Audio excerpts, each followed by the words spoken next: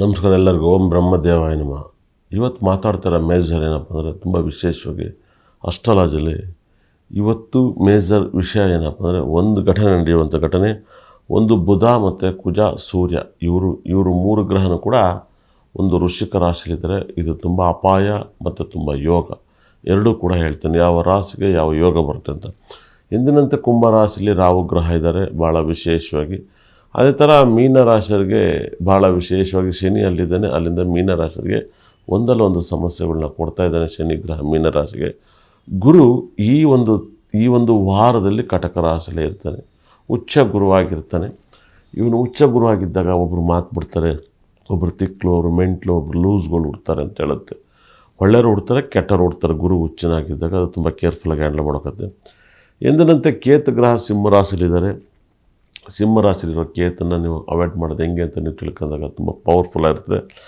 ಚಂದ್ರ ನಿಮಗೆ ಈ ವಾರದಲ್ಲಿ ಕನ್ಯಾ, ತುಲಾ, ವೃಶ್ಚಿಕ, ಧನುಸು ರಾಶಿನ ಬದಲಾವಣೆ ಮಾಡ್ತಾನೆ. ಅಂದರೆ 4 ರಾಶಿನ ಅವನು ಆಕ್ಟಿವೇಟ್ ಮಾಡ್ಕೊತಾ ಹೋಗ್ತಾನೆ. ಅದೇ ಥರ ಶುಕ್ರ ಗ್ರಹ ಅವನ ಸ್ವಂತ ಮನೇಲಿದ್ದಾನೆ.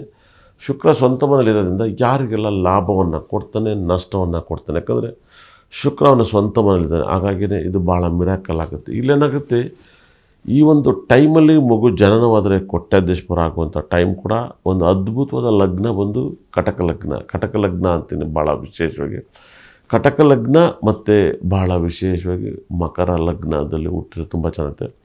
ನಾನು ಸದ್ಯದಲ್ಲೇ ಜ್ಯೋತಿಷ್ಯ ಕ್ಲಾಸನ್ನು ಮಾಡ್ತಾಯಿದ್ದೀನಿ. ಹಾಗಾಗಿ ಅದರಲ್ಲಿ ಫಸ್ಟ್ ಕ್ಲಾಸಿನ ಸಬ್ಜೆಕ್ಟು ಮಕ್ಕಳು ಹೇಗೆ ಓದಬೇಕು ಅನ್ನೋ ಒಂದು ಸಬ್ಜೆಕ್ಟನ್ನು ತಗೊಬರ್ತೀನಿ. ಓದೋ ಮಕ್ಕಳ ಜಾತಕ ಹೇಗಿರುತ್ತೆ ಅಂತ ಇರುತ್ತೆ, ಅದನ್ನು ಫಾಲೋ ಮಾಡ್ಬೋದು. ಗ್ರಹಗಳು ತುಂಬ ವೈಬ್ರೇಷನ್. ಈ ಗ್ರಹಗಳನ್ನ ನೀವು ಡೈಲಿ ಲಾಭಕ್ಕೆ ಬಳಸ್ಕೊಂಡ್ರೆ ನಿಮಗೆ ಸಕಲ ಸಂಪತ್ತು ಐಶ್ವರ್ಯನ ಕೊಡುತ್ತೆ. ಕಾದೋಣ. ವೃಷಭ ರಾಶಿಯವರಿಗೆ ಈ ವಾರ ತುಂಬ ಲಾಭವಾದ ವಾರವಾಗಿದೆ. ವೃಷಭ ರಾಶಿಗೆ ರಾಶಾಧಿಪತಿ 6ನೇ ಭಾವದಲ್ಲಿದ್ದಾನೆ ಶುಕ್ರ ಗ್ರಹ. ನೀವು ನಿಮ್ಮ ಮನೆಯಲ್ಲಿ ತುಪ್ಪದ ಊಟವನ್ನು ಸ್ವಲ್ಪ ಬಾಡಿಲಿ ಊಟ ಮಾಡಿದ್ರೆ ತುಂಬ ಪಾಸಿಟಿವ್ನ ಕೊಡುತ್ತೆ. ಮತ್ತು ಶುಕ್ರ ಗ್ರಹ ನಿಮಗೆ 6ನೇ ಮನೆಯಿರೋದ್ರಿಂದ ನಿಮಗೆ ಮನಸ್ತಾಪಗಳು, ಜಗಳಗಳು, ಈ ಥರದೆಲ್ಲ ಒಂದು ಪ್ರಾಬ್ಲಮ್ ಬರದೇ ಥರ ನೋಡ್ಕೋಬೇಕು. ಮತ್ತು ವೃಷಭ ರಾಶಿಗೆ ಕುಜ ಮತ್ತು ಬುಧ ಮತ್ತು ಸೂರ್ಯ ಸಪ್ತಮ ಸ್ಥಾನದಲ್ಲಿರೋದ್ರಿಂದ ನಿಮಗೆ ಒಂದು ಹೊಸ ಫ್ರೆಂಡ್ಸ್ ಬರ್ತಾರೆ, ಇಲ್ಲ ಹಳೆ ಫ್ರೆಂಡ್ಸ್ ಡಿವೈಡ್ ಆಗ್ತಾರೆ. ಈ ಥರದೊಂದು ವಾರದಲ್ಲಿ ಭಾಳ ಏರುಪೇರಾಗುತ್ತದೆ.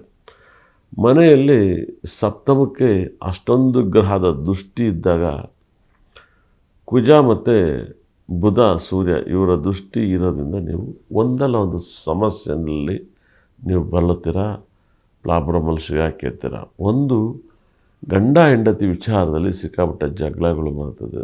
ಆದರೆ ನಿಮಗೆ ಶನಿ ಲಾಭವನ್ನು ಕೊಡ್ತಾನೆ. ಭಾಳ ವಿಶೇಷವಾಗಿ ಯಾವುದಾದ್ರು ಕೆಲಸವನ್ನು ಹುಡುಕ್ತಾ ಇದ್ರೆ ವೃಷಭ ರಾಶಿಯವರಿಗೆ, ಅದು ವಿದೇಶ ಆಗಿರ್ಬೋದು, ನಮ್ಮ ದೇಶದಲ್ಲಾಗಿರ್ಬೋದು, ನಮ್ಮ ಊರಲ್ಲಾಗಿರ್ಬೋದು, ಕೆಲಸ ಸಿಗುವಂಥ ಚಾನ್ಸಸ್ ಇರುತ್ತೆ. ಮತ್ತು ಕೆಲಸದಲ್ಲಿ ತುಂಬ ಪವರ್ಫುಲ್ಲಾಗಿರುವಂಥ ಗ್ರಹಗಳು ಸಪೋರ್ಟ್ ಮಾಡ್ತಾಯಿದ್ದಾವೆ. ಭಾಳ ವಿಶೇಷವಾದ ಫಲ.